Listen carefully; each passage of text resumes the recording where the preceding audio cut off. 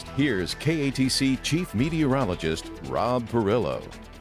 Welcome back. Well, getting out of Marco and all the tropical watches and warnings with that system, now we're getting into the Laura realm.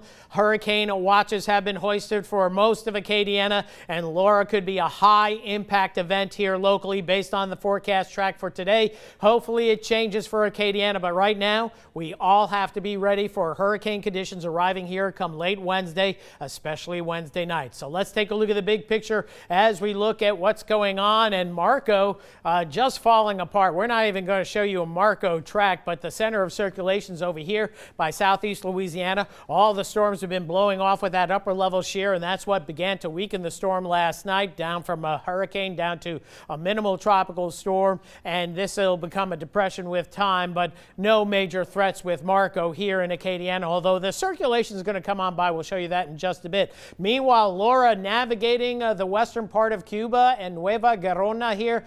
This will be working its way eventually into the southeastern part of the Gulf of Mexico, and eventually as it moves to the north and west, it's going to bypass any potential cooler waters that were churned up by Marco, and conditions in the upper part of the atmosphere are extremely ripe for a deepening, developing hurricane that may become go through a rapid intensification cycle. Not forecast right now. It's a 60-mile-an-hour storm expected to become a Category 2 storm striking the Louisiana coastline Wednesday evening or Wednesday night, but be prepared for hurricane conditions as soon as Wednesday afternoon, and then the storm moves its merry way, fortunately moving along, but not before doing hurricane wind damage, heavy rainfall, and a big surge along the coast as well. So hurricane watches hoisted upper Texas coast, much of Acadiana with the exception of St. Landry, Evangel, and Allen parishes on northward, but this tropical storm watch will change to hurricane watches for most of these parishes down the line,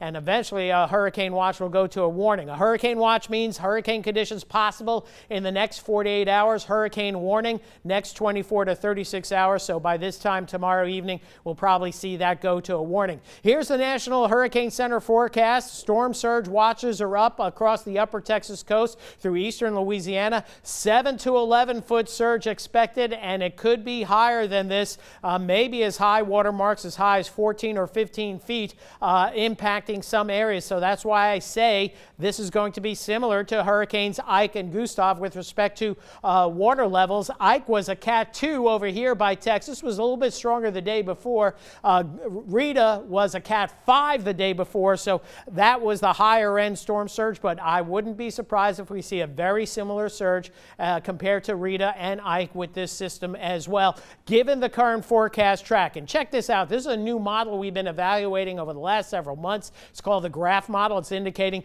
tropical showers tomorrow, but I have up here plotted rainfall and wind, so you can kind of track that, and I think this model is doing an excellent job and matching what the National Hurricane Center is forecasting for landfall. Tropical rain bands begin to move in Wednesday during the day. Some heavier tropical showers could move in and gusty winds up to 30 or 40 possible late Wednesday. Then going into Wednesday evening, you'll see the winds picking up here. Here comes the hurricane moving into perhaps Cameron Parish, hurricane conditions, Calcasieu Parish, and you can see these big tropical rain bands producing wind gusts and the possibility of isolated tornadoes as well. All Wednesday night, here we are at 4 a.m. Thursday, still dealing with these tropical rain bands, and a lingering tropical rain band wherever this sets up is going to produce flooding rainfall anywhere from Baton Rouge, Morgan City on westward, so we're going to have to watch out for that. Here's the same model showing potential rainfall just through Thursday afternoon, and notice most of the region in 4 to 8, maybe 4 to 10 inches, some spots 10 to 12, isolated areas. Notice right here into St. Mary Parish, we're starting to show 20-inch rainfalls. That's always a possibility. Again, this model may be too hot, but this is something that we have to prepare for in case the hurricane is stronger, slows down a little bit, then we're going to see widespread flooding. So low-lying areas, be on the lookout. Make sure you do all the preparations you might need to do because this is all going to fall in a 6 to 12 hour period, and that is going to cause flooding locally. Now, as for winds, this is the same model showing us the wind forecast. And again, these are gusts. These are not sustained winds. They may be a little high, but this is what we need to prepare for. So as we get into Wednesday midday, 30 to 40 mile an hour gusts for sure. And then you see the hurricane force gusts working their way in as we head into Saturday at 10 p.m., working its way into Cameron, and anything in the white here is greater than 110, 115 mile an hour wind gusts. You can see lots of hundreds showing up, but some 80s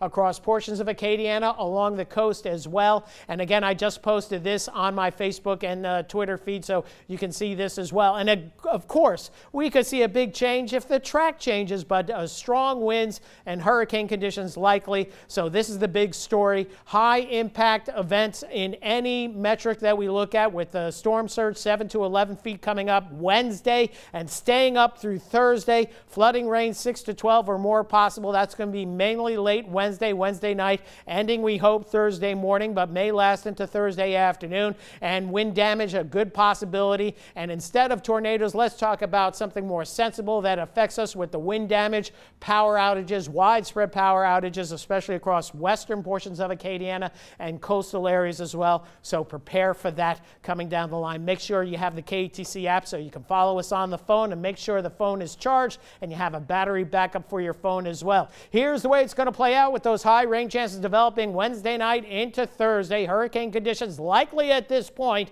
and then we get back to a typical summer-like scenario as we head back into next weekend and beyond. Back to you.